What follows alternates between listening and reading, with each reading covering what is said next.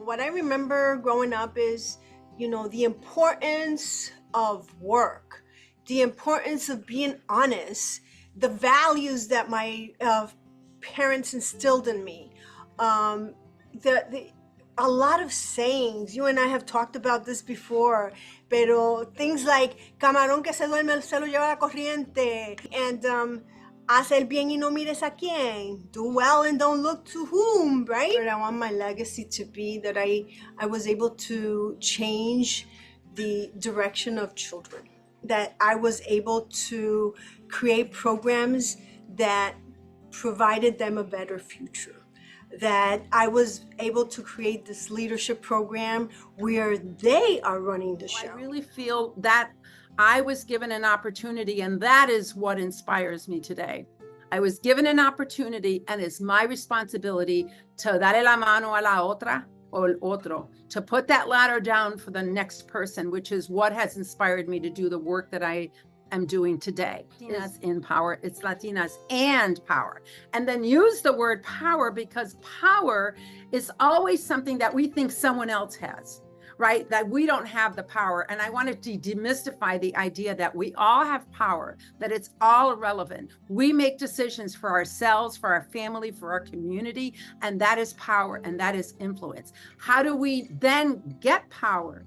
What is it? What is power? How do you get it? And something I learned from you, how do you pass it on? You are constantly sharing your power with other people, and that is a power of example, Juana. I want you to know that. It's contagious, because now you have an army behind you of people like me that believe that whatever influence we have must be shared with others, that it's not something that you keep to yourself and then you move into your merry way and have a successful life. No. That is not how we were raised. That is not our culture. I made a film very specifically about the first gen experience here, right?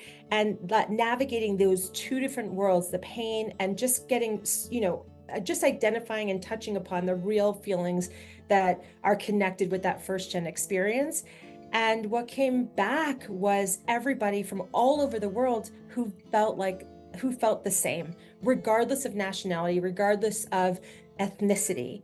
And in that time, it's like I grew, I expanded, and I realized, wow, there's more here for me to share, because all of the learnings now that I teach have come to me like gifts, and they've come through people. And so my book is really inspired by those conversations, because I realized, wow,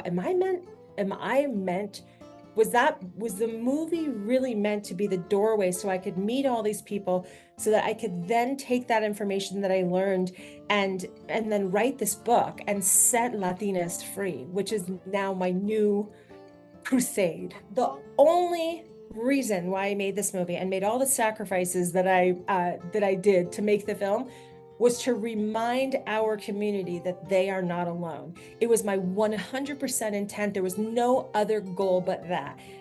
I thought, I would think after 8 years, maybe some ground would have been covered, right? And I know that there's so many of us now reaching new heights, getting bigger degrees, getting better jobs, ascending, starting businesses and all that stuff. And what I see, Juana, is so much pain still. So much pain about the same stuff, so much imposter syndrome, so much grappling. And one thing that I discovered is we must prioritize these conversations that we're having. Really try to show as much of my own humanity as I possibly can, because I understand how important it is to younger me to see someone being real. And I see you as someone like that too. Whether you know it or not, Juana, you really come across as someone who is super, super authentically yourself. And in that authenticity, you lead, and you lead us other women into feeling like, okay, I could lead authentically, be with who I am.